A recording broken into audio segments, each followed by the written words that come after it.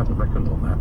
The other massive mistake which we made, conceptual error we made, was that we had assumed, because it was true of almost every referendum that's ever been anywhere, was that people who went all the way through the and were still basically undecided, if they voted, would end up on balance for the status quo, yes. Because it's the less risky option. That's happened almost everywhere, and that didn't happen either. Because it didn't feel like a status quo, oddly, did it? It felt, I mean, that was one of the great victories of the snake oil salesman, is that it felt like a kind of a temporary aberration by the time they finished their administrations, rather than actually the best available system. Yes, and I think the failure of the Remain campaign was that we didn't give people with sufficient clarity the reason to believe that it was too risky to do, and therefore we enabled